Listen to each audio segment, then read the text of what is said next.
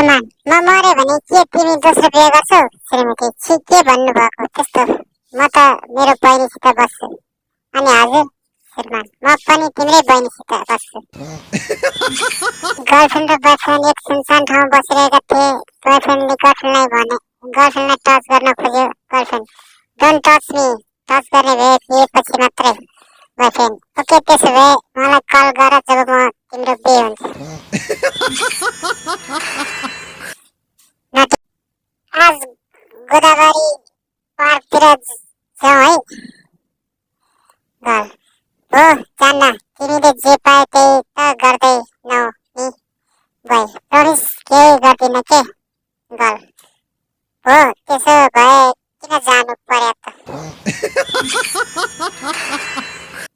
काले आफ्नो मायालु कालीसित पार्कमा माया प्रीतिका कुरा गर्दै बसिरहेको थियो। यस्तैमा एकअर्का जोडी मायालुहरू उनीहरू भन्दा केही अगाडि आइबस्न थालेर अदरपान खिच्न थाले। यो देखेर काले लजाउँदै तिमी रिसाउँदैनौ भने।